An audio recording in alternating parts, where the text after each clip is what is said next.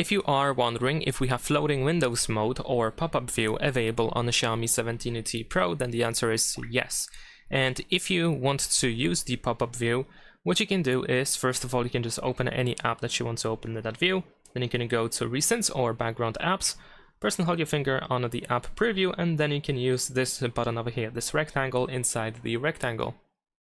This allows you to easily open the app in the pop-up view. You can grab by the corners in order to resize the app. You can grab by this line that we have at the bottom to return to the full screen. You can tap on these three dots in the upper right corner to find some of the additional options.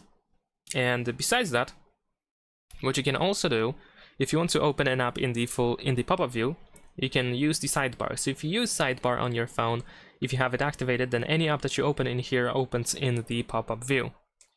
Also, in addition to that, you can swipe the app from the bottom to the upper right corner. So as you can see here, we have this icon in the upper right corner, which indicates that you're about to open the app in the pop-up view if you drop the app over there. So as you can see, this works as well.